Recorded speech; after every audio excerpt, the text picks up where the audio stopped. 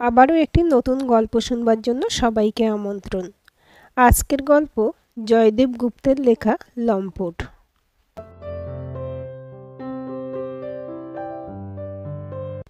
নীলার নগ্ন শরীরটা আমার ঘরে খাটের উপর শায়িত। নীলা ঘুমোচ্ছে, আর আমি ঘরের সোফায় বসে সম্ভোগোত্তর আবেশটা উপভোগ করছি। নীলার গায়ে একটা চাদর ঢেকে দিয়েছিলাম, খুলে গেছে। নীলা আমার বন্ধু অসিতের স্ত্রী। অসিতকে প্রতি মাসেই 7-10 দিনের জন্য ট্যুরে যেতে হয়, আর সেই সময় 3-4 দিনের জন্য নীলা আমার কাছে এসে থাকে। সবার অলক্ষ্যে এই কদিন আমরা উদ্দাম শরীরী খেলায় মেতে উঠি। নীলা বলে আমি নাকি কন্দর্পলগ্নে জন্মেছি, নারী কিসে সুখ পায় সেটাও নাকি আমি ভালো বুঝি। আর আমি পৃথ্বীরাজ, সবাই রাজ বলে ডাকে। আমি জানি কিভাবে জীবনকে উপভোগ করতে হয়। আমার বাবা ছিলেন প্রতিষ্ঠিত বিল্ডিং ডেভেলপার। অনেক বাড়ি, ফ্ল্যাট বাড়ি, হাসপাতাল, বিল্ডিং বাবার হাতে সৃষ্টি হয়েছে। ফলে বাবা অনেক টাকা পয়সা সঞ্চয় করেছেন। বেশ কিছু ফ্ল্যাটও বাবার আছে। তাই বাবার সম্পত্তির পরিমাণ কয়েক কোটি। আর আমি আমার বাবা মার একমাত্র সন্তান। রায়চৌধুরী বাড়ির জিনের প্রভাবে আমি সুপুরুষ ও সুদর্শন, ওই যাকে ইংরেজিতে বলে হ্যান্ডসাম। লেখাপড়ার সময় পরীক্ষার নম্বরগুলো ভালো পেতাম, তাই ভালো ছেলে তকমা জুটেছিল।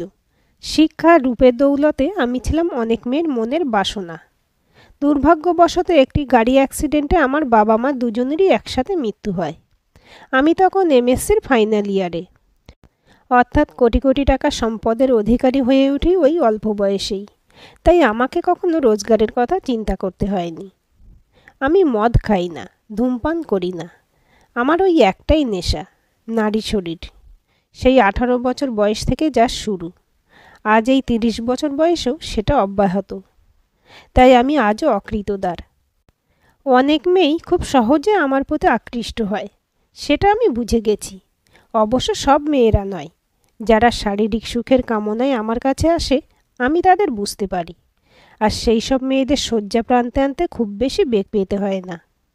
যে মাস্টারমশাইয়ের কাছে গান শিখতাম, তিনি হঠাৎ অসুস্থ হয়ে পড়ার পর বলেছিলেন, শিলার কাছে শেখো, ও আমার ছাত্রী, ভালো গান শেখাবে। শিলাদি আমার থেকে প্রায় 5 বছরের বড়। সেখানেই গান শেখা এগিয়ে চলল। কিন্তু শিলাদির মনে অন্য ভাবনা ছিল। সেটা ওর শরীরী বিভঙ্গে প্রকাশ পেত। অন্য ছাত্রছাত্রীদের তুলনায় আমার প্রতি ব্যবহারটা ছিল অন্যরকম। তারপর একসময় জানালো যে শিলাদি আমাকে আলাদা করে গান শেখাবে। এমনি করে ধীরে ধীরে আমাকে নিজের গণ্ডিতে বেঁধে ফেলল শিলাদি। আমিও বাঁধা পড়তে লাগলাম। তারপর একদিন ফাঁকা বাড়িতে সেটা চূড়ান্ত রূপ পেল। আমার জীবনের প্রথম শরীরী খেলার শিক্ষা। তখন আমার বয়স 18 বছর। তারপর থেকে বাড়ি ফাঁকা থাকলে শিলাদি ডেকে পাঠাতো। প্রায় 2 বছর এই খেলা চলেছিল। তারপর শিলাদির বিয়ে হয়ে গেল। শিলাদি পবিত্র বধূরূপে শ্বশুরবাড়ি গেল। শিলাদি বলতো, নারী পুরুষের সম্পর্ক প্রকৃতির সৃষ্টি। ওখানে বয়স, জাত, ধর্ম বা সামাজিক অবস্থান বলে কিছু হয় না। আমার সুগঠিত স্বাস্থ্য আর পুরুষালী রূপ এ ব্যাপারে আমাকে অনেকের থেকে এগিয়ে রেখেছিল। আমিও একসময় বিশ্বাস করতে শুরু করলাম, জীবনটা উপভোগ করার জন্য, সামাজিক নিয়মবিধি বা সংস্কারে বাধা পড়ার জন্য নয়। পরবর্তী পর্যায়ে আমার জীবনে এলো কবিতা। মাঝে মাঝে এমন সব কথা বলতো, বুঝতাম সেগুলো বিশেষ অর্থবহ। আমিও ততদিনে এইসব মেয়েদের চাওয়া পাওয়া কিছুটা বুঝতে শিখেছি। তাই একদিন ঝুলি থেকে বার করে দাবার চালটা দিলাম। হ্যাঁ, কবিতা ধরা দিল, সানন্দে ধরা দিল। বোধহয় ধরা দেবার জন্য তৈরি হয়েই ছিল। সেই সম্পর্ক প্রায় 2 বছর ছিল। ঠিক এই সময় আমার বাবা মা অ্যাক্সিডেন্টে একসঙ্গে মারা গেলেন। প্রথমে কিছুটা অসহায় বোধ করলাম, দিশেহারা হয়ে গেলাম। বড্ড একা মনে হলো নিজেকে। তবু উঠে দাঁড়ালাম। সমস্ত টাকা পয়সা সম্পত্তির হিসেব নিজ আয়ত্তে আনলাম।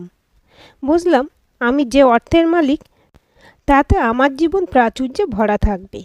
নিজেকে এবং আমার বিষয়বুদ্ধিকে উন্নত করতে আমার 1 বছর লাগলো। ততদিনে আমার আত্মবিশ্বাস বেড়ে গেছে। এবার এত বড় ফাঁকা বাড়িতে আমি একা। কাজের লোক, রান্নার মাসি সময় মতো আসে, কাজ করে দিয়ে চলে যায়। আমার মাথার মধ্যে বসে থাকা গুবরে পোকাটা আস্তে আস্তে আবার জেগে উঠল, আমায় জানান দিল। আমার মস্তিষ্ক আমায় মনে করালো জীবনটা উপভোগ করার জন্য। আমিও চোখ তুলে নারী শরীর খুঁজতে লাগলাম। নীলা, শম্পা, সহপাঠিনী বন্ধুনি, শিলাদির মতো দিদিরা আবার ধরা দিতে লাগলো সেই খাঁচায়। ধীরে ধীরে তাতে এলো বন্ধুর স্ত্রী পাতানো বৌদিরা। আমিও আরও নতুন উদ্যমে অভিভাবকহীন স্বাধীন জীবনে গা ভাসিয়ে দিলাম। সেই 23 বছর বয়সে এমএসসি পাশ করার পর থেকে আজ অবধি এই 7 বছর আমি ক্যাসানোভাকে হারিয়ে দিলাম। কিন্তু জীবন কখনো একই স্রোতে বয় না, সময় তাতে মাঝে মাঝে বাঁধ বেঁধে দেয়। তাই মোটরসাইকেলটা যখন আমাকে সমেত বড় গর্তটার পাশে ছিটকে পড়ল, আমি চোখে অন্ধকার দেখলাম। তারপর কারা আমাকে হাসপাতালে নিয়ে গেছে, আমার চিকিৎসা করিয়েছে, তখন কিছুই বুঝতে পারিনি। কপালে 4টে স্টিচ পড়েছিল, আর ডান হাত আর ডান পা দুটোরই হাড় ভেঙেছিল। বন্ধু অসিত আমার জন্য সব ব্যবস্থা করে দিয়েছিল। বিছানায় শয্যাশায়ী হলাম। একজন প্রাইভেট নার্স ঠিক করা হলো। একটু অনুশোচনা হলো, যে বন্ধুর স্ত্রীকে নিয়ে আমি মাঝে মাঝে লুকিয়ে এক খেলায় মাতি, সেই আমার দুঃসময়ে আমার পাশে এসে দাঁড়ালো। যদিও নীলার সঙ্গে আমার সম্পর্কের ব্যাপারে অসিত কিছু জানতো না, তবু আমার মনে হলো আমি ভীষণ অকৃতজ্ঞ। মেয়েটির নাম পর্ণা রায়, প্রাইভেট নার্স। মেয়েদের বয়স আন্দাজ করা উচিত নয়, তার দরকারও নেই। তথাপি মনে হলো মেয়েটির বয়স 25-26-এর আশেপাশে।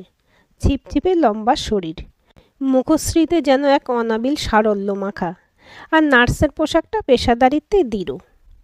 সকাল 8টা থেকে সন্ধে 8টা, সেই সারল্য মাখানো মুখে সবসময় হাসিটি লেগে থাকত। কখনো ক্লান্ত মনে হতো না, বরং সবসময় সপ্রতিভ মনে হতো। পর্ণার হাতে আমার দিনগুলো বাঁধা পড়ল। আমার ক্ষতের ড্রেসিং থেকে শুরু করে সময় মতো ওষুধ খাওয়ানো, মাথা ধুইয়ে দেওয়া, গা স্পঞ্জ করে দেওয়া, এমনকি বেড প্যান দেওয়া, সব সুচারুরূপে করত। যখন আমাকে প্রায় নগ্ন করেও আমার গা স্পঞ্জ করে দিত, তার মুখের একটা পেশিও পরিবর্তিত হতো না, যেন একজন রোবট নারী আমার সেবা করছে। আমার ডান হাত ভাঙা বলে আমাকে চামচ দিয়ে খাইয়ে দিত। আমি যেন এক নারীর হাতের খেলার পুতুল হয়ে গেলাম। সুস্থ হলে হয়তো আমি অন্য কিছু ভাবতাম ওকে নিয়ে, আমার স্বভাব মতো।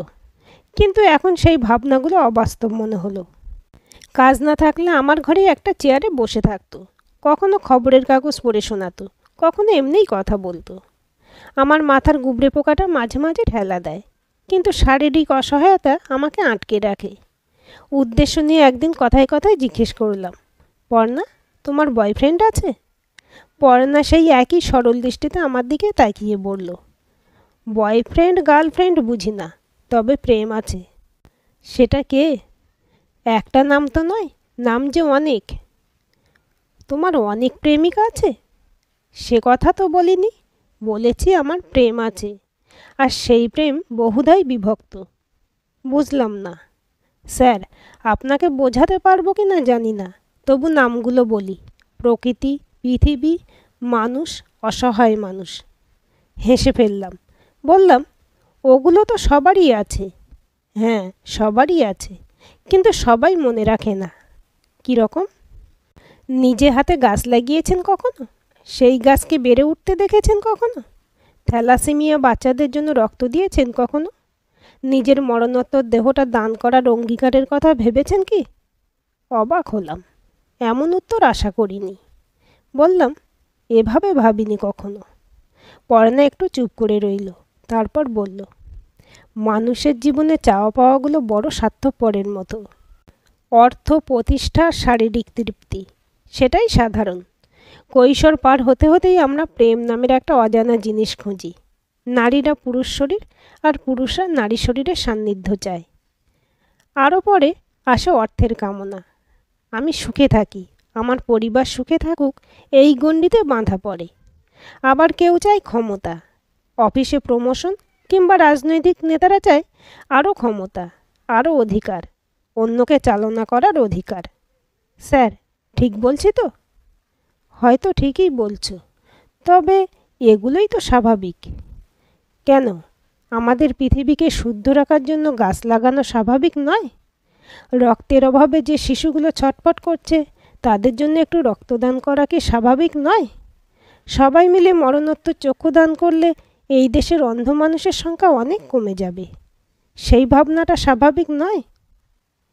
তুমি এসব করো নাকি? আমাদের অনেকে মিলে একটা সংস্থা আছে, তার নাম লাল। লাল, লিভ অ্যান্ড লেট লিভ। আমরা বলি নিজেদের জন্য বাঁচো, আবার অন্যের জন্যও বাঁচো। তুমি করো এসব? সব সময় তো সময় পাই না, ডিউটি থাকে, তবে সময় পেলে করি। কিছু না হোক বাড়ি বাড়ি গিয়ে মরণোত্তর চক্ষুদানের, দেহদানের পরামর্শ দিই, মানুষকে উৎসাহিত করার চেষ্টা করি। জীবনকে এভাবে ভাবিনি কখনো। কিছু মনে করবেন না স্যার, অর্থবানদের অনেক বেয়ারার রোগ থাকে। অবশ্য আপনাকে কখনো মদ্যপান করতে দেখিনি, সেই সরঞ্জামও বাড়িতে দেখতে পাইনি। আপনি ধূমপানও করেন না, এটা ভালো। কিন্তু কিছু অর্থবানদের নারী শরীরে লালসা থাকে। আপনার আছে এমন কথা আমি বলছি না। কেউ যেন অজান্তে আমার গালে ঠাস করে একটা থাপ্পড় মারল। নিজেকে সামলে নিয়ে বললাম, সেটা ঠিকই বলেছ, অনেকে থাকে এই রোগ। কিন্তু ভেবে দেখুন স্যার, শরীরই আনন্দ তো 10 মিনিটের, কিন্তু যে আনন্দ 24 ঘন্টা 7 দিন আপনার মনকে তৃপ্তি দেবে, সেটা যে অনেক বড়, অনেক বেশি কিছু। সেদিন আর বেশি কথা এগোলো না। আমাকে খাইয়ে পড়না বাড়ি ফিরবে, তাই সারা রাত ঘুম হলো না। পড়নায় একই কথা শুনিয়ে গেল।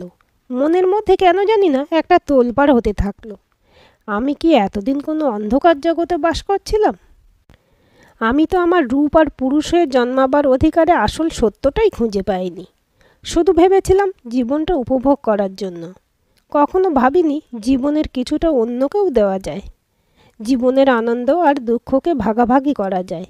নিভৃত কক্ষের ক্ষণিক আনন্দকে আমি জীবনের লক্ষ্য ভেবেছিলাম। পরদিন যখন আবার সময় পেলাম, তখন পর্ণাকে বললাম, তুমি আমার চেয়ে হয়তো বয়সে ছোটই হবে, তবু তোমার কাছে অনেক কিছু শিখলাম। এইভাবে বাঁচার মন্ত্র আমার এর আগে কেউ শেখায়নি। আপনার বাড়ির সামনে অনেকটা ফাঁকা জায়গা আছে, ঝোপ জঙ্গল হয়ে আছে। আপনি সেরে উঠুন, তারপর আপনি ওই জমিতে গাছ লাগাবেন। আমি আপনাকে গাছের চারা এনে দেব। তারপর সেই গাছগুলোকে বড় হতে দেখবেন, তখনই বুঝবেন কতটা আনন্দ আছে। তোমাদের লাল সংস্থার মেম্বার হতে গেলে কি করতে হয়? কিচ্ছু করতে হয় না, শুধু মনটা থাকতে হয়। যদি অর্থ সাহায্য করতে চাই, ইচ্ছে হলে করতে পারেন, না করলেও কেউ কিছু মনে করবে না। শুধু ওই রকম একটা মন নিয়ে মানুষের কাছে যাবেন, ব্যাস। আমি সেরে উঠি, সত্যি গাছে ভরে দেব এই জমিটা।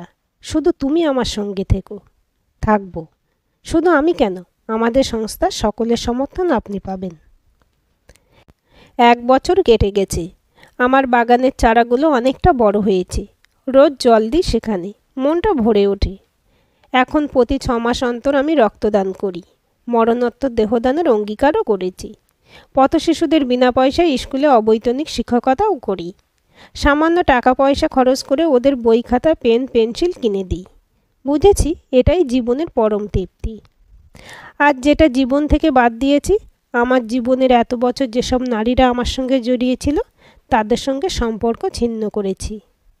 যদি আগামীতে কোনো দিন বিয়ে করি, তাহলে পর্ণার মতো কোনো মেয়েকেই বিয়ে করব, যে শুধু শরীর নয়, একটা বিস্তৃত হৃদয় নিয়ে আমার জীবনে আসবে। আজকের গল্পটি আপনাদের কেমন লাগলো কমেন্ট করে জানাবেন। ভালো লাগলে অবশ্যই একটা লাইক দেবেন আর চ্যানেলটা সাবস্ক্রাইব করে সাথে থাকবেন, এবং নতুন ভিডিও আপডেট পেতে বেল আইকনটি ক্লিক করে রাখুন। গল্পটি প্রিয়জনদের সাথে শেয়ারও করতে পারেন।